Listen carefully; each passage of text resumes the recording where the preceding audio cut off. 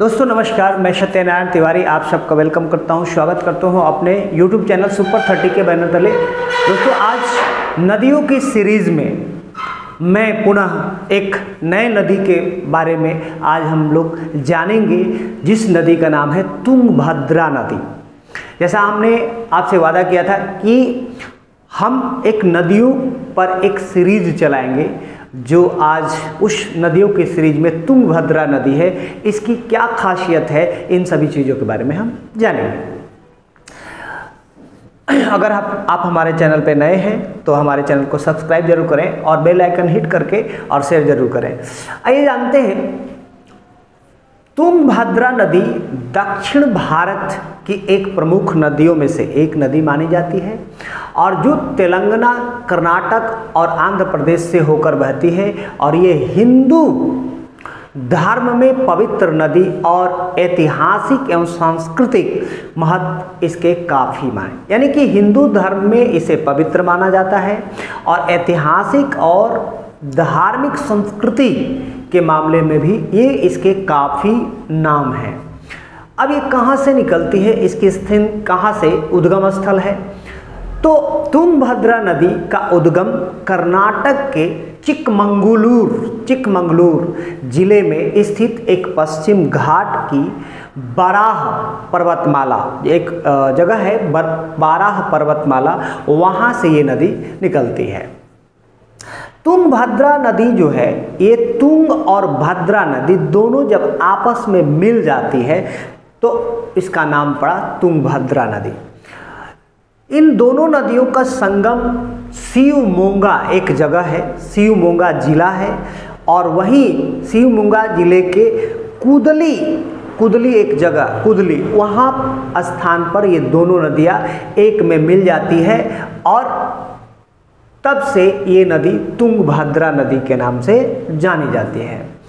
अब इस नदी की लंबाई जो है वो कितना है, 531 किलोमीटर है।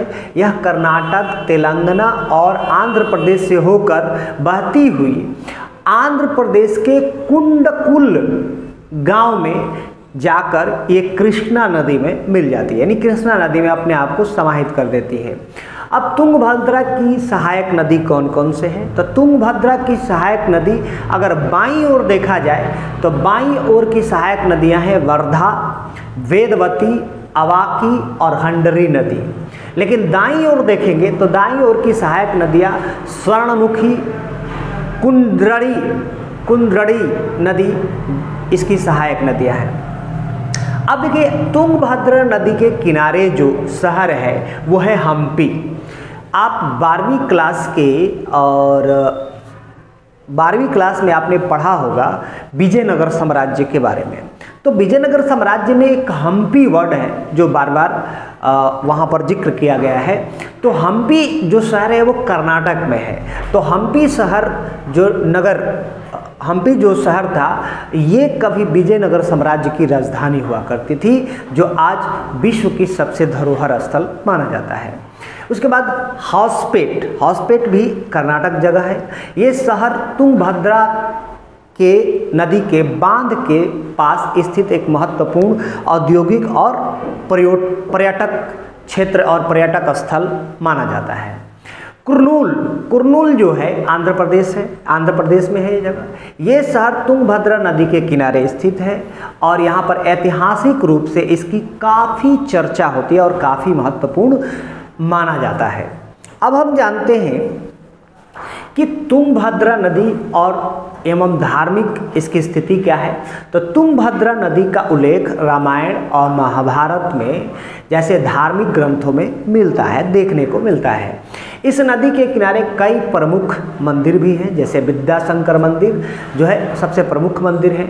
अब तुंगभद्रा नदी के बांध और उसकी उपयोगिता क्या है? तो देखिए, तुंगभद्रा नदी जो है वो कर्नाटक के हॉसपेट में स्थित है।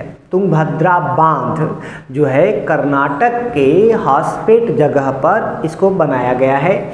यह बांध सिंचाई, जल, विद्युत उत्पादन और पेयजल की आपूर्ति के लिए ये बांध बनाया गया था या बनाया गया है। इसके जल को कर्नाटक एवं आंध्र प्रदेश के किसानों को सिंचाई की सुविधा मिलती है और यह पर्यटन का भी प्रमुख केंद्र माना जाता है। अब तुंगभद्रा नदी से जुड़ी पर्यावरण की समस्या क्या है? तो देखिए, तुंगभद्रा नदी से जुड़ी पर्यावरण की समस्या जो है वो है सबसे पहला नंबर अवैध रेत खनन। अब देखिए, नदी के किनारे रेत खनन जो होता है वो उससे पारिस्थितिकी तंत्र खराब होता जा रहा है या क्षति हो रहा है।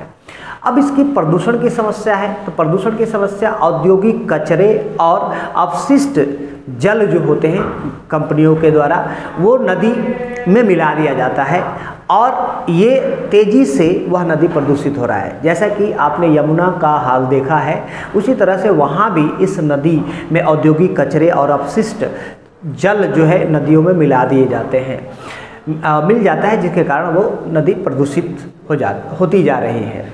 जल संकट, गर्मियों में काफ़ी जल कम हो जाता है और जल कम होने के आसपास और कई क्षेत्रों में जल संकट की स्थिति उत्पन्न हो जाती है।